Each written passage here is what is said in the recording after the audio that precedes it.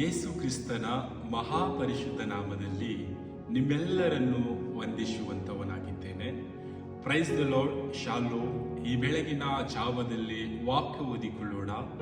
ಪೌಲನು ಕೊಲೆಸೆದವರಿಗೆ ಬರೆದ ಪತ್ರಿಕೆ 3ನೇ ಅಧ್ಯಾಯ 12ನೇ ವಚನ ಮತ್ತು 13ನೇ ವಚನ ಓದಿಕೊಂಡು ಸ್ವಲ್ಪ ಹೊತ್ತು ಧ್ಯಾನ ಮಾಡಿಕೊಳ್ಳೋಣ.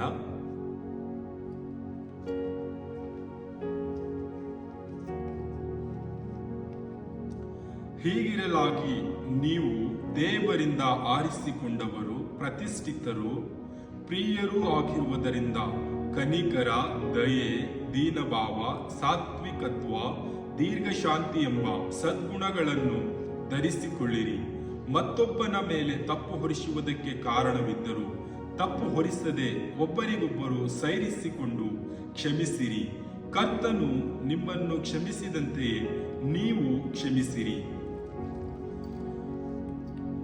ಈ ವಾಕ್ಯದಲ್ಲಿ ನೋಡುವಾಗ ವಾಕ್ಯ ಈ ರೀತಿಯಾಗಿ ಹೇಳುತ್ತಾ ಇದೆ, ನಮ್ಮನ್ನು ದೇವರು ಪ್ರತಿಷ್ಠೆಪಡಿಸಿದ್ದಾನೆ, ನಮ್ಮನ್ನು ಪ್ರತ್ಯೇಕವಾಗಿ ಇರಿಸಿದ್ದಾನೆ, ನಮ್ಮನ್ನು ಪ್ರೀತಿಸುತ್ತಾ ಇದ್ದಾನೆ, ನಮ್ಮನ್ನು ಆರಿಸಿಕೊಂಡಿದ್ದಾನೆ ಮತ್ತು ನಾವು ಒಬ್ಬರಿಗೊಬ್ಬರು ಕ್ಷಮಿಸುವವರಾಗಿ ಇರಬೇಕು ಎಂಬುದಾಗಿ ಹೇಳುತ್ತಾ ಇದ್ದಾನೆ.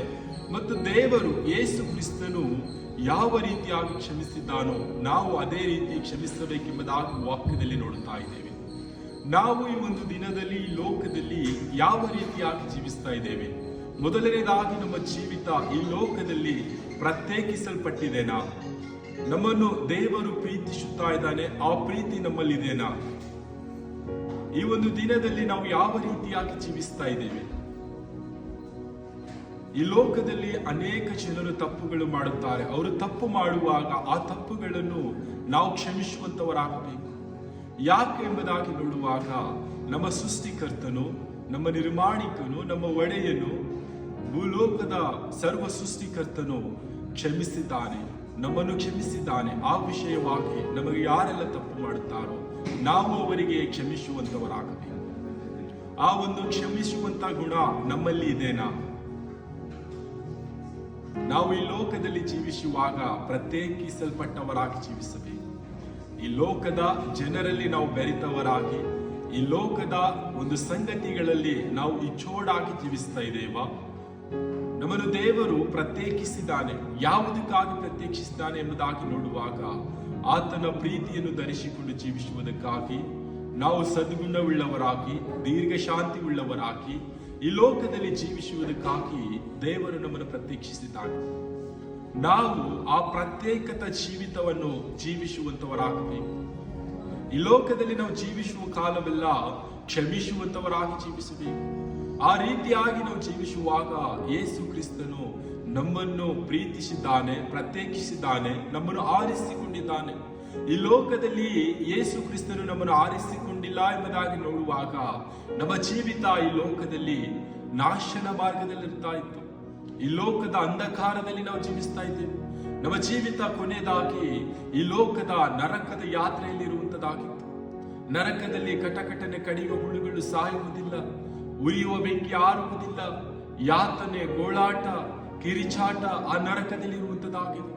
ನಮ್ಮನ್ನು ಯೇಸು ಕ್ರಿಸ್ತನು ಆರಿಸಿಕೊಂಡಿದ್ದಾನೆ, ನಮ್ಮನ್ನು ಪ್ರತ್ಯೇಕಿಸಲ್ಪಟ್ಟಿದ್ದಾನೆ, ನಮ್ಮನ್ನು ಪ್ರೀತಿಸುವಂತವನಾಗಿದ್ದಾನೆ.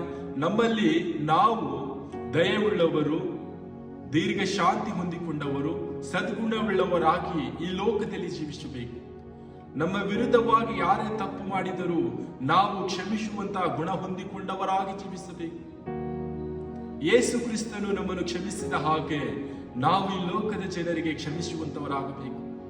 ಉದಾಹರಣೆ ನೋಡುವಾಗ ನಾವು ಕ್ಷಮಿಸದೆ ಹೋದಾಗ ಅನೇಕ ಸಂಬಂಧಗಳು, ಅನೇಕ ಸ್ನೇಹಿತರು, ತಂದೆ ತಾಯಿ, ಅಣ್ಣ ತಮ್ಮಂದಿರು, ಅವರು ಮನಸ್ತಾಪಗಳು ಬರುವಂತದ್ದಾಗಿದೆ. ಯಾಕೆ ಮನಸ್ತಾಪ ಬರುತ್ತದೆ? ಮಾಡಿದಂತ ತಪ್ಪುಗಳು ನಾವು ಕ್ಷಮಿಸದೇ ಇರುವಾಗ.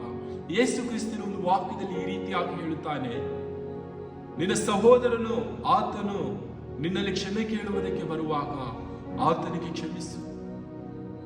7 ಸಾರಿ ಅಲ್ಲ, 70 ಸಾರಿ ಕ್ಷಮಿಸು ಎಂಬುದಾಗಿ ವಾಕ್ಯದಲ್ಲಿ ಹೇಳ್ತಾ ಇದೆ. ನಾವು ನಮ್ಮ ಸಹೋದರರು, ನಮ್ಮ ಕುಟುಂಬದವರು, ನಮ್ಮ ಸ್ನೇಹಿತರು ಯಾರು ನನ್ನ ತಪ್ಪು ಮಾಡಿದರೆ ಕ್ಷಮಿಸಿ ಎಂಬುದಾಗಿ ಹೇಳುವಾಗ ನಾವು ಕ್ಷಮಿಸುತ್ತಾ ಇದ್ದೇವಾ? ಈ ಒಂದು ದಿನದಲ್ಲಿ ನಮ್ಮ ಜೀವಿತ ಯಾವ ರೀತಿ ಇದೆ? ಯೇಸು ಕ್ರಿಸ್ತನು ನಮ್ಮನ್ನು ಪ್ರತ್ಯೇಕಿಸಲ್ಪಟ್ಟಿದ್ದಾನೆ. ಆ ಪ್ರತ್ಯೇಕಿಸಲ್ಪಟ್ಟಂತ ಜೀವಿತ ನಾವು ಈ ಲೋಕದಲ್ಲಿ ಜೀವಿಸ್ತಾ ಇದ್ದೇವಾ? ಯೇಸು ಕ್ರಿಸ್ತನು ನಮ್ಮನ್ನು ಪ್ರೀತಿಸುತ್ತಾನೆ. ಆ ಪ್ರೀತಿ ನಮ್ಮಲ್ಲಿದ್ದು ಈ ಲೋಕದ ಜನರಿಗೆ ನಾವು ಪ್ರೀತಿಸುತ್ತಾ ಇದ್ದೇವಾ? ಯೇಸು ಕ್ರಿಸ್ತನು ನಮ್ಮನ್ನು ಪ್ರತಿಷ್ಠೆಪಡಿಸಿದ್ದಾನೆ. ನನ್ನ ಮಗನು ನನ್ನ ಮಗಳು ಇದೇ ರೀತಿಯಾಗಿ ಜೀವಿಸಬೇಕು, ಹೀಗೆ ಇರಬೇಕು ಎಂಬುದಾಗಿ ಯೇಸು ಕ್ರಿಸ್ತನು ನಮ್ಮನ್ನು ಪ್ರತ್ಯೇಕಿಸಲ್ಪಟ್ಟಿದ್ದಾನೆ. ಆ ಜೀವಿತವನ್ನು ನಾವು ಈ ಒಂದು ದಿನದಲ್ಲಿ ಜೀವಿಸ್ತಾ ಇದ್ದೇವಾ? ಈ ಒಂದು ದಿನದಲ್ಲಿ ಸುಂದರ ಸಮಯವಾಗಿದೆ. ನಮ್ಮನ್ನೇ ನಾವು ಪರೀಕ್ಷೆ ಮಾಡಿ ನೋಡಿಕೊಳ್ಳೋಣ. ನಾವು ಪ್ರತ್ಯೇಕಿಸಲ್ಪಟ್ಟವರಾಗಿ ದೇವರು ನಮ್ಮನ್ನು ಆರಿಸಿಕೊಂಡಿದ್ದಾನೆ, ನಮ್ಮನ್ನು ಪ್ರೀತಿಸುತ್ತಾನೆ, ನಮ್ಮನ್ನು ಕ್ಷಮಿಸಿದ್ದಾನೆ. ನಾವು ಕೂಡ ಅದೇ ರೀತಿಯಾಗಿ ಲೋಕದಲ್ಲಿ ಅನೇಕ ಜನರಿಗೆ ಪ್ರೀತಿಸುವಂತವರಾಗಿ ಪ್ರತ್ಯೇಕಿಸಲ್ಪಟ್ಟ ಜೀವಿತವನ್ನು ಜೀವಿಸುತ್ತಾ ದೇವರು ನಮ್ಮನ್ನು ಯಾವ ರೀತಿಯಾಗಿ ಆರಿಸಿಕೊಂಡಿದ್ದಾನೋ ನಾವು ಅದೇ ರೀತಿ ಲೋಕದ ಜನರಿಗೆ ನಾಶನ ಮಾರ್ಗದಲ್ಲಿರ್ತಕ್ಕಂಥ ಮಕ್ಕಳನ್ನು ಹುಡುಕಿ ಅವರಿಗೆ ಯೇಸು ಕ್ರಿಸ್ತನ ಪ್ರೀತಿಯನ್ನು ತಿಳಿಸುವಂತವರಾಗೋಣ. ಯೇಸು ಕ್ರಿಸ್ತನ ನಮ್ಮನ್ನು ಕ್ಷಮಿಸಿದ ಹಾಗೆ ಅವರ ತಪ್ಪುಗಳಿಗೆ, ಅವರು ಮಾಡಿದಂತ ತಪ್ಪುಗಳಿಗೆ, ಅವರು ಪಾಪದ ಜೀವಿತ ಜೀವಿಸ್ತಾ ಇರುವುದಾದರೆ ಇದಕ್ಕೆ ಕ್ಷಮಾಪಣೆ ಇದೆ. ಯೇಸು ಕ್ರಿಸ್ತನು ಕ್ಷಮಿಸುತ್ತಾನೆ.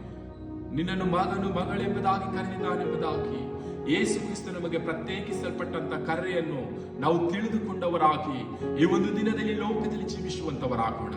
ಕರ್ತನು ಈ ವಾಕ್ಯ ನಮ್ಮೆಲ್ಲರ ಆತ್ಮೀಯ ಆಶೀರ್ವದಿಸಲಿ. ಆಮೇನ್.